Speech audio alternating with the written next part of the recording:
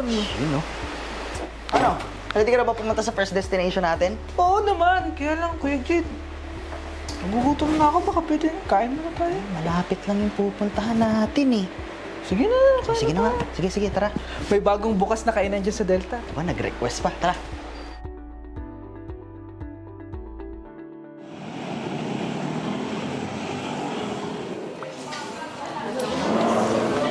Oh, ano ba nagugutom ka? Bakit fries lang in-order mo? Ah, on the way pa lang yung in-order ka. Tagal nga. Hindi ko kakagutom. Tingnan nga.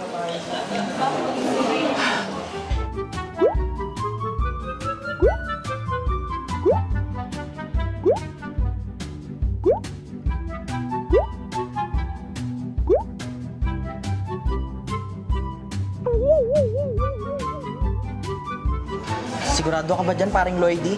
Baka high blooding ka na naman dyan. Huwag kang mag-alala, Kuya Jed. Akong bahala dyan.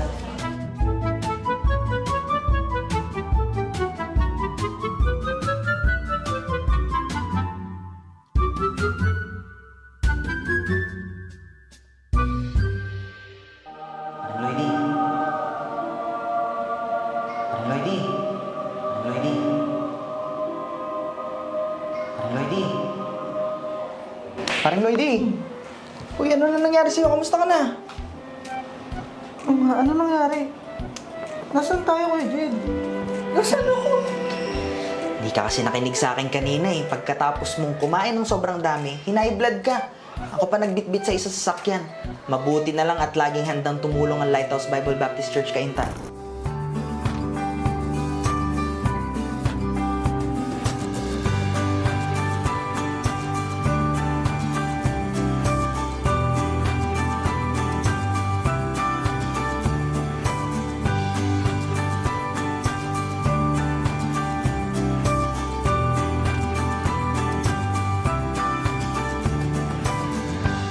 May wheelchair ka na agad.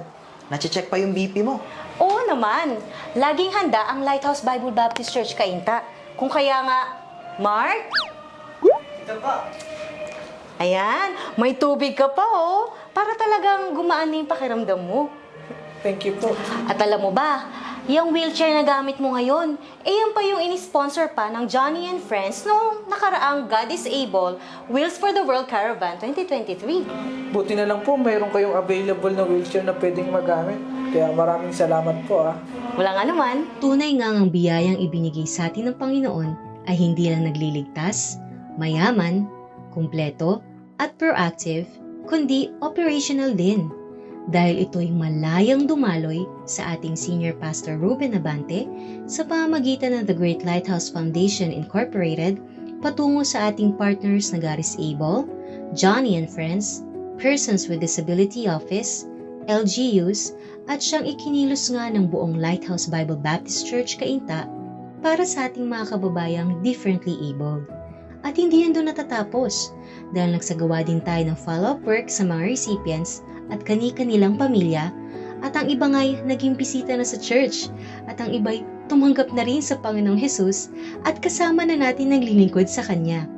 Sa biyayang ito, hindi tayo magkukulang at hindi tayo hihintong maging kapaki-pakinabang sa dakilang gawain ng Diyos. Grabe pala yung Lighthouse BBC Cainta, tsaka yung Wheels for the World, Kuya Jed. Kasi biro mo, ang dami nilang natutulungan.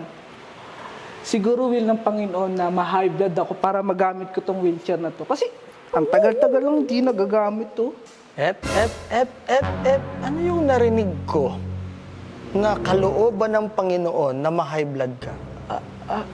Sa dami mong kinain, kaya ka na high blood. Kasalanan mo yan. Okay? Ang kalooban ng Panginoon sa'yo ay maging healthy ka. Di ba? Healthy na po ako, Pastor. Okay na po yung pakiramdam. Ganun ba? Opo. So, maraming salamat po, Pastor. May pupuntahan pa po kami. May iba pa po kaming gawain. Sige po.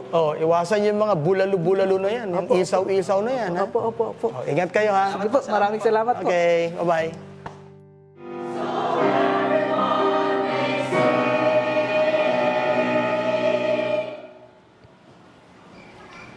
Sorry po.